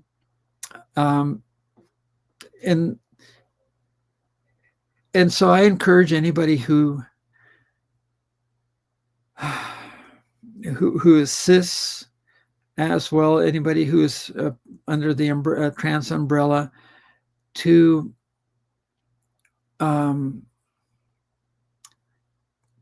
just to speak from the heart, and to try to avoid labels and cliches and stereotypes. We have a tendency to want to simplify things. We have a tendency to want to paint things with a big brush, and there's a lot of nuance. Everybody's story is different. Everybody's journey is different. My childhood experience is different from the next trans woman's experience. There will be sometimes a lot of overlap, but that's all it is. It's overlap. It doesn't mean that we're identical. I've had conversations with a few people who are, you kind of go, you what? You really? You did that? What? I would have never had the courage to do that, and so it's back and forth, and we realize we each, I have a couple of trans friends I admire their bravery and their boldness, because they were just out there. They could care less what anybody thought about them. And I was so worried about perceptions and how I didn't want to make anybody feel uncomfortable. That was the last thing I wanted to do. And they could care less. They would just be proud to be themselves. And I don't give a rat's ass how you feel about me. I'm going to live my life authentically. I'm going to be free to be myself. And I'm not going to let anything slow me down. And I would just look at people like that and say, that's not me. You have to write your own story, or else somebody else is going to write it for you. And that's what's happened now, that these individuals, the conservatives, gender critic, feminists, and all these people that have gotten together have created our narrative for us. And they have the wrong narrative. They have this one size fits all. We're freaks. We are fetishers. We're this, we're that, and the other. We want your kids. And all of that is based on lies. But it all fits into that disgust box that you were talking about. Yeah. That overall, like, this is disgusting. Yeah. These people are disgusting. If you can convince somebody that somebody is disgusting, and that's what they've done, dehumanize them, get them to buy into that, then you have ostracized them, you have scapegoated them, you have now you can blame them for all the problems, and you can make all kinds of assumptions. All they want to do is groom kids, all they want to do is pervert kids.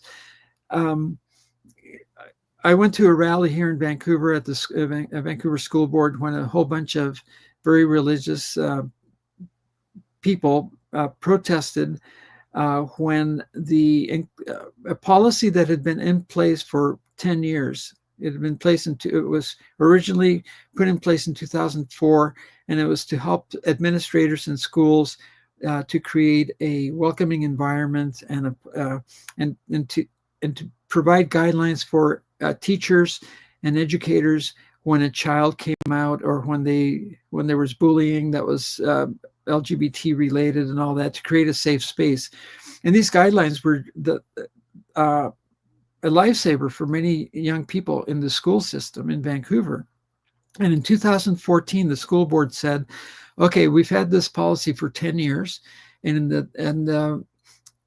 the 10 years that it's been in place, there's been a couple of situations that educators didn't really know how to address because the guidelines were either too vague or contradictory or whatever. So we want the committee, the inclusivity committee, to go through it with a fine-tooth comb. And here's the list of some of the clauses or some of the issues that have come up, and clean up the language to make it work a little better. Now that we've learned from 10 years of experience, let's fix it up. Let's make it better. And so the committee worked on this, and then they had the revisions, and they presented it to the school board, and they were going to be voting to accept the new guidelines to replace the old ones. And this group got wind that this was coming up for a vote. So they filled the room with placards and posters and screaming parents saying, no, no, no, schools are for education, not for not for indoctrination. And so the school board had to adjourn the meeting and postpone the vote to another meeting. And they had to kind of, 3 meetings had to be organized to deal with it. And so this brought out the masses. It brought out the allies, and it brought out some of the parents that were opposing these guidelines. And because at the time I was not living in Vancouver, I was living in a suburb of Vancouver where I was living with my mom at the time. I was doing my master's degree. It was 2014. And so only residents in Vancouver, and you had to show your driver's license or ID that showed that your address was a Vancouver address to enter the school board meeting. And so I knew I wouldn't be able to go in, but I wanted to be there in support of the policies. And so I saw one of the organizers walk by. She had a lanyard and she had a name tag, and it said organizer for whatever the group was called. And I said, excuse me. And she stopped and she said, yes. And I said, so have you ever spoken or met, or do you know any trans people personally? And she looks at me, and she didn't clock me as a trans person. She said, well, no, but I don't want my children to be made transgender. And education is not for indoctrination. Education is for education. And any discussion about trans has no place in the school. And she walked away. And I thought, I wanted to say to her, well, you're speaking to a trans person. She obviously had never spoken, anyway. The point is, there's just so much ignorance and so many assumptions being made. Like, you turn children into trans children by having policies that speak against bullying and encourage respectful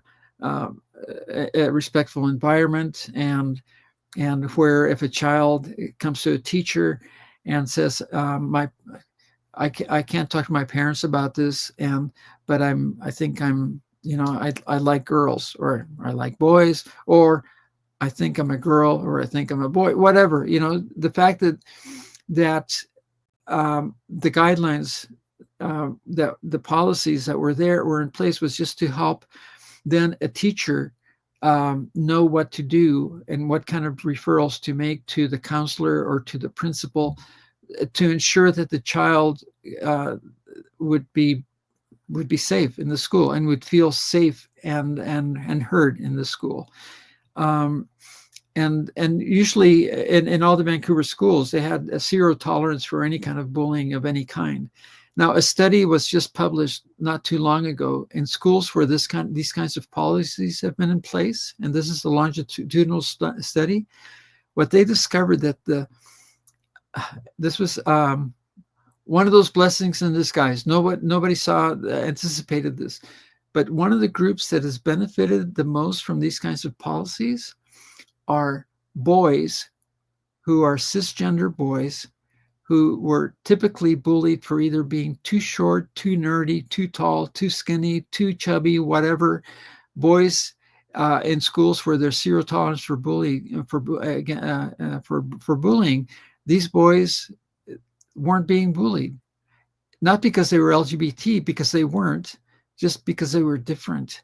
And they could have been a different ethnicity or race, and they were, and so that creating an environment that raises the bar for one group, raises the bar for everybody, you know, and in the same way that gender affirming care, in a study put out by Harvard School of Medicine in October, it turns out that that the people who are benefiting the most from gender affirming care in the United States are males, not trans people. It's males. It's typically boys with gynecomastia. In other words, they have breasts, they have flabby chests, and so they go for breast reduction surgery. They are between 80 and 90% of those surgeries are being performed on males, not on trans people. So all these laws that are trying to ban and make gender affirming care illegal, it's hypocritical because they're targeting trans people. They want to keep trans people away from those surgeries, but it's okay if you want to help a male feel better about themselves and their self-esteem. Yeah, they can have the surgery, but no, we won't do that for a trans person who also wants to have better self-esteem. And so there's a lot of hypocrisy. So it's really frustrating. So anyway, that's all part of what I was in that long essay, Mark. I think I covered a lot of different topics. Yeah. I think that's why I say it's important for you to remain on Facebook, because what you do, what you write, what you say, even if one person reads it, it's helpful. Yeah. You know, so, and then that one person tells somebody else, you know, and it goes on and on and on like that. So our voices need to continue to be heard, because we're being overpowered by the hateful voices, the conservatives, the religious. You know, they're spreading lies, and if we don't contradict their lies and with the truth, then we're really going to be in trouble. You know. Okay, so you guys are making me feel like an idiot. No, I will no. Put out a poll, and I will be candid. I'll say, you know, I had a conversation with two people that I respect, and they made me see things from a different perspective, and I'm putting it out to you.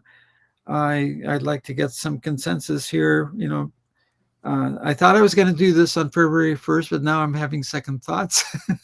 Yeah, and Zuckerberg is going to make his money either way. He's not going to lose money if a few people don't use Facebook. But ultimately, though, the decision that you have to make for yourself is yours, and your spirit knows what it needs to do, you know, because we could ask all the other people, you know, all you want, but at the end of the day, it's not a matter of it's not a matter of the brain. It's a matter of the heart.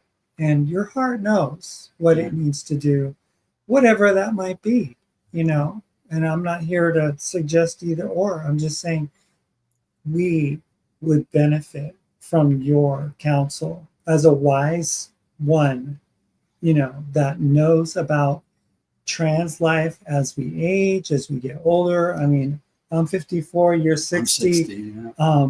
We plan on being here for the long haul, because we know that in trying times, voices that are older, that are mature, are voices that are very necessary, you know. And, you know, you have a voice, you have a pen, you have a gift, And that gift has been utilized in the past on Facebook, and it's a great platform to share that information far and wide for whoever wants to hear it, and for whoever doesn't want to hear it. You know. So Well, thank you for not, and thank you for not adding, and you have the years, because because I have the years. I'll be 75 this year, if you can believe it. It's just, that's great. But that's a gift. That's a gift. You know, yeah. You have a resource of years to draw from to give the youth motivation, encouragement, insight that they would never, perspectives that they would never see. I mean, we've seen our lives unravel in a way where the world has changed from what it was to what we have now and what it will become. No, you guys, when I first met you guys, you were living in Florida, isn't that right? Yeah. And how long have you been in New Mexico now? Arizona, actually. Arizona. Yeah, and right now I'm getting to the point that Arizona, the climate, the energy, I'm becoming extremely sensitive to my surroundings and to people and to the change of the planet. And what my heart wants to do is like, I just want to be of service. Like you. But like go out there like with service. Either a band or something and like really, I don't know. And I'm allowing spirit to guide me, you know, where we could be of service to people out there as a healer, as teaching people how to eat right, how to exercise, how to understand their own person and their own spirit, how to communicate with one another, how to like evolve into the light beings that we were meant to be. So, yeah. So I'm going to go ahead and share your book right here. Let me see this. There we go. Here. Tell us a little bit about, I know you wrote the first book, Transparently, and we talked about that in 2011, and that's basically the story of my life up until and through my surgery, and the narrative ends about 3-4 months after my surgery. That's sort of where the book ends. And I never thought I would be writing a sequel or anything else. That first book was a real exercise in, well, it was very therapeutic. It was very cathartic to be able to kind of tell the story and just relive and recount some of the things that I went through. And growing up in Colombia, moving to the United States, becoming a Christian, getting married, having 3 sons, and all that. And then being able to reconcile the reason why it took me so long to transition is because my Christian faith kept me from accepting what even the gender clinic was telling me. It's kind of like, oh, well, that's man's wisdom. God's wisdom is different. The Bible says this, God created us male and female. And it wasn't until 2006 that I was able to reconcile my Christian faith with being transgender. And I talk about that in the book. And then that led to me disclosing to people in 2007, in the fall of 2007, and then transitioning in 2008. And then 2010, I have the surgery, and then the story ends. And about 10 years later, about 2020, just before COVID, I was contacted by a publisher from the UK, and they were interested in my book. They thought that maybe not a sequel, but a second edition would be good. And in it, I would cover what has happened since I had my surgery, because they had read the book, they had analyzed it, and they thought it would fit a new genre they had created, which was labeled gender and spirituality. And so their idea was that I would talk about what has happened since I had the surgery. How did life turn out? Am I happy? Any regrets? What have I experienced? What has life been like? Was it everything you expected it would be? any disappointments, all that kind of thing. They had a list of questions that they thought the new book would be able to explore. And you know what? I just was not in the mental space to even consider it. I had just finished I had started working as a spiritual care practitioner. I really wanted to devote all my attention to that. And the idea of writing another book, I had stopped blogging in 2018 because I was so angry. I was reacting to everything that was going on, everything I was seeing. I was answering calls to the Trans Lifeline, and that was also impacting my worldview. I was just becoming more and more disturbed by the ugliness of what I was seeing happening, thanks to Trump and MAGA and the far right and the Christian right in the United States. And every time I went to write something in my blog, I was just so full of rage. And that's all I wanted to write about, was rage and anger and lashing out. And I thought, no, that's not healthy. That's not what I want to do. If I write anything, I want to elevate. I want to rise people's spirits. I want to help somehow. And so I just thought I better not write any more blogs. So I basically, so the idea of a book was also part and parcel of, no, I can't write right now. I can't do it. It's too, anyway, to make a long story short, 2 years ago, my girlfriend, who knew the story of the publisher calling me and all that, she said, hey, well, have you thought about maybe it's time to revisit that idea of doing a second edition and talking about your life? Because she said, you have a lot to talk about. And I said, yeah, I know, but really, do you think so? And she said, well, you know what? You've got your blogs. You've got all that stuff that you started writing in 2011, all the way until you stopped writing in 2018. That covers you capture a lot of your life in those blog posts, experiences that you had and all that. Why don't you go through your blog and mine it for content? And so it was her encouragement that I sat down one day and I started writing, and I ended up writing about 120% more than I had originally written. So the original book was 200 pages, and I think the second part is 250 pages. But what I did was I reformatted it to make it smaller, so it would be fewer pages and more words on a page than the original book. So if you put the two books side by side, you can see that the font is just a little smaller. It's still legible, still comfortable to read, but you can fit 7% more words per page, which by the time you go through all the whole book, it's you can save on paper if you do it that way. So that the second book, I decided to call it, I was going to call it Transparently 2.0, but I was advised against that by people who said, no, that's overused. So I thought, well, Then This Happened is the title I came up with. Then This Happened after Transparently. So that's the title. So it picks up literally a month or two after my surgery and everything that transpired, the loss of clients, becoming unemployed, discovering that I had a voice, being invited to speak publicly for the first time. I'd never spoken publicly anywhere. And then as a result of that, getting invitations to come to speak at schools and in companies. And then as a result of that, developing kind of a workshop, something a little more systematic in PowerPoint. Anyway, so that's sort of all captured in this new book.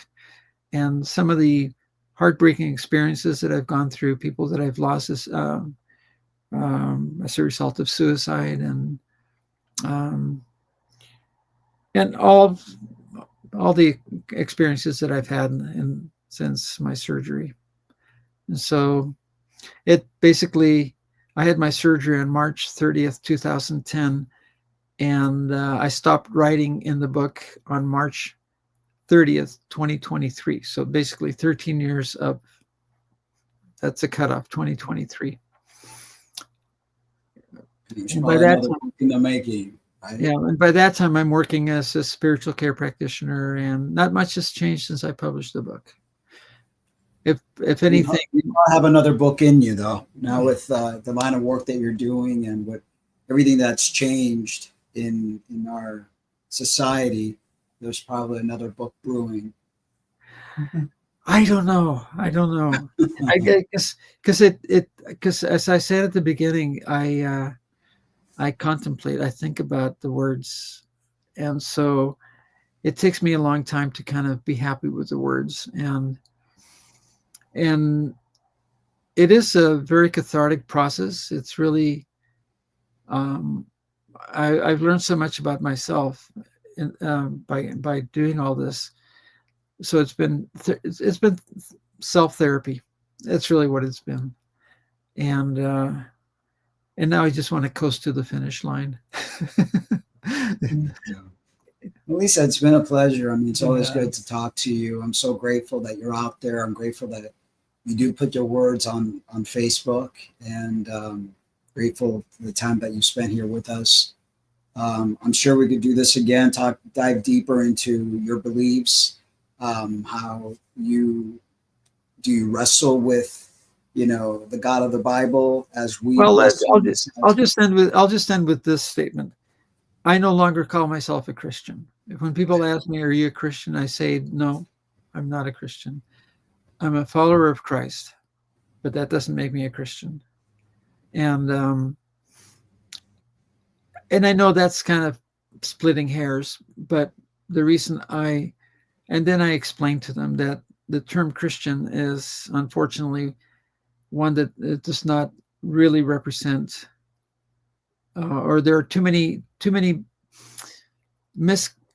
misconceptions about what a Christian is as a result of some of the behavior of people who claim to be Christian, and at the end of the day,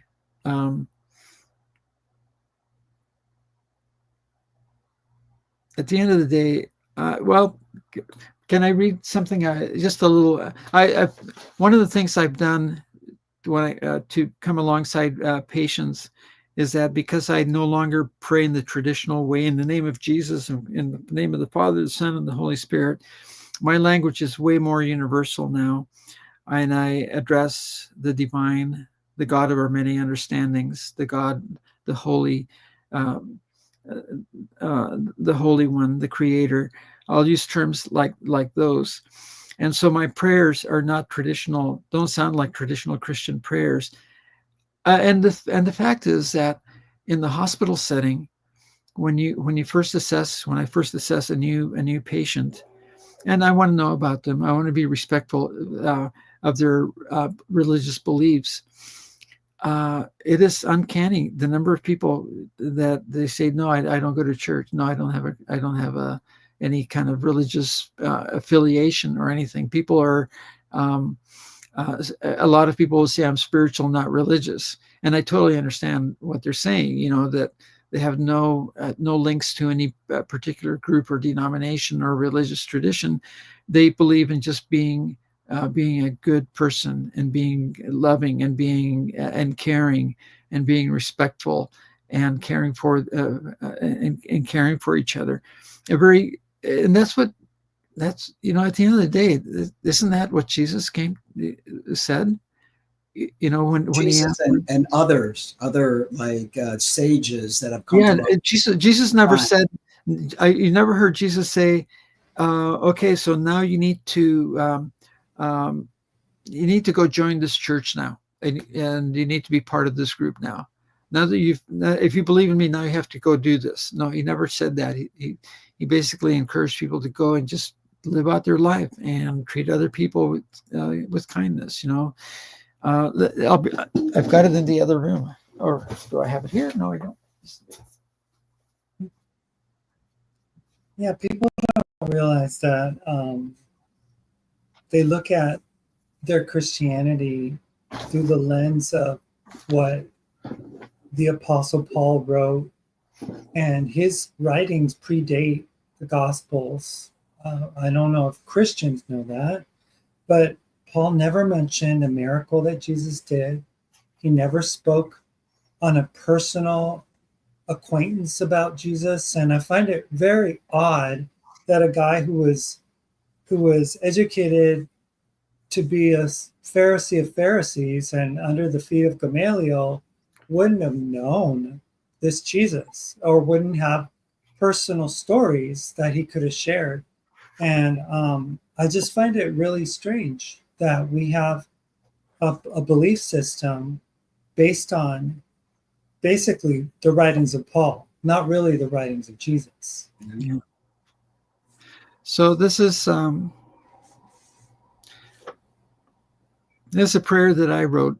Basically, it expresses my heart, but I typed it out and I included it in a little prayer booklet that we have at the hospital. That it's a compilation of little prayers and sayings and poems that have been submitted by other spiritual care practitioners. So this is one of the ones that I contributed. It says, "Is this too much? Creator God of our many understandings, when I consider you, I am refreshed and my spirit is lifted. My awareness and connection with you act like a carbon filter that purifies my heart from disappointments, resentments, anger, and all that weighs it down with sorrow and ache. I need to remind myself of how many times my fears have been allayed, and even though I may forget, the fact is that each challenge has been a lesson and an opportunity to grow and mature, and for this I'm grateful. In retrospect, I recognize you have been my true guide and refuge, especially when I felt lost, misunderstood, abandoned, judged, or marginalized. When navigating threatening and unfamiliar waters, I know I will find calm within, as I have many times in the past. I feel safe, embraced by the wisdom of our shared journey, and I will work to catch my breath and calm my spirit when I become anxious or distressed, especially when I feel threatened by those who speak falsehoods and lack understanding about who I am. They don't know me or my story. Yet I will see them through the lens of compassion, for this is the path you have invited me to walk.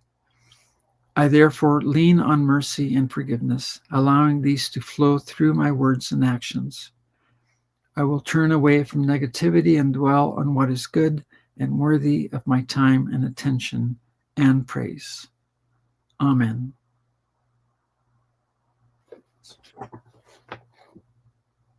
Yeah, I mean, I think that we all have to find that belief system that best fits our soul, our heart.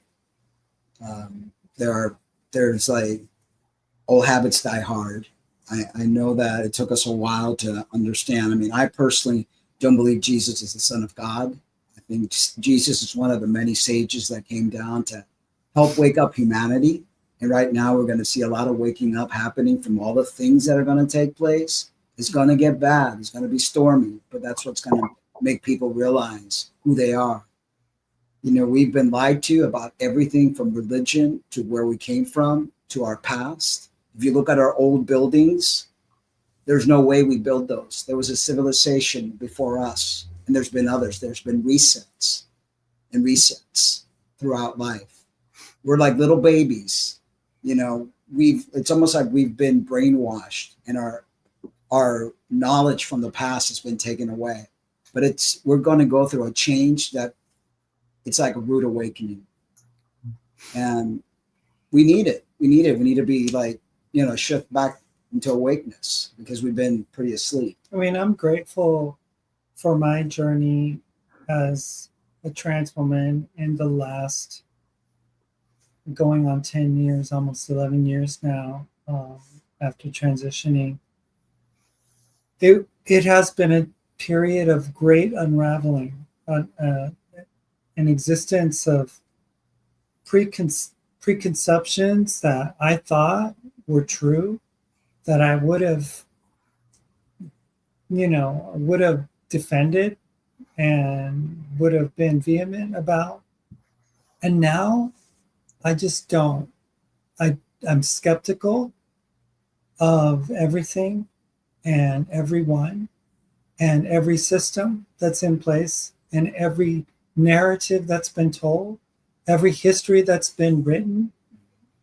History is written by those that are conquered by the conquerors, and it is advantageous to those that are in leadership and want to control the planet. And I really do think that there's much more to our existence other than this three-dimensional reality that we live in. I think that we are spiritual beings by nature, that, you know, my beliefs are more Gnostic now than they had ever been in the past.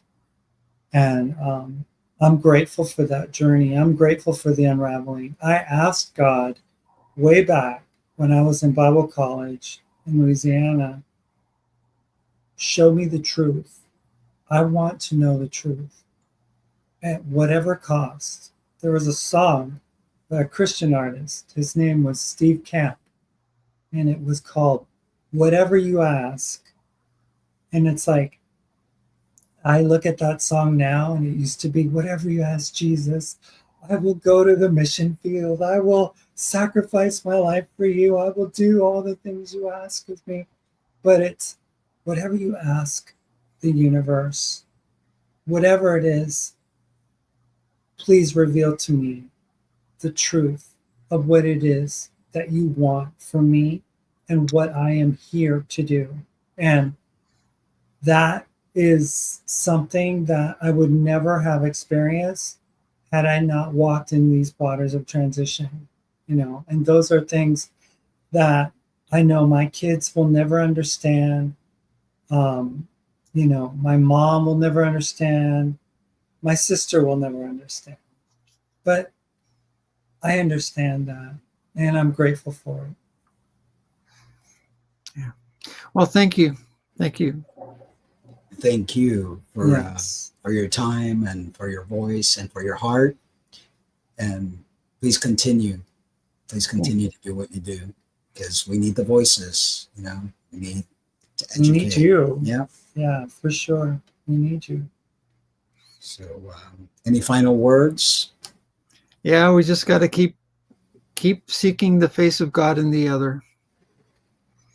Yeah. And Macho Dei, you know, that's one of the things, one of the very first principles that we talked about in in clinical pastoral education is that our work is one that respects the divine in each person, the image of God in each person.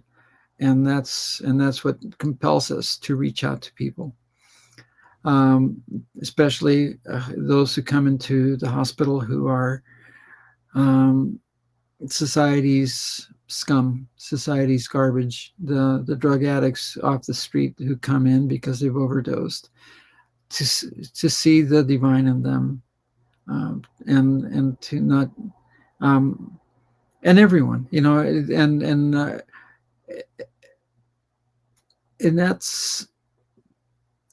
that is sometimes difficult to do because of what I talked about earlier, the disgust factor. We've been trained to deem certain things unpalatable and yuck, the yuck factor.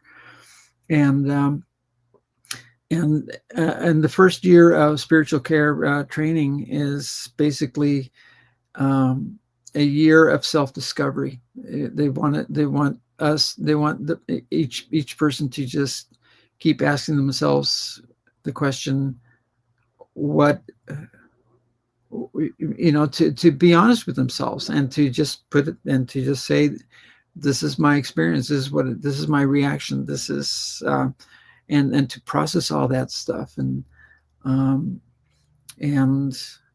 it's been one of the best things I could have ever done with my life, you know. It's, as I said earlier, it's just coming home from work. On the weekends when I'm not at the hospital, if I happen to drive down the street and they're 2 blocks away, I see the hospital. It's kind of like I want to pull in and go check in on people, you know, and I'll be thinking, I wonder how that person's doing. I wonder how that person's doing today. Yeah, just, You're being of service, and that's what we're here to do. That is the work. yeah, The spirit beings. You yeah, know, not about worshiping some god or saying 5 Hail Marys or whatever. It's about doing good things for each other, yeah, for our planet, for the animals. You know, to understand that God is not this man with a beard up in it. God or goddess is energy, and we're all part of that energy. We're fragments of that self-discovery. Yeah. You know.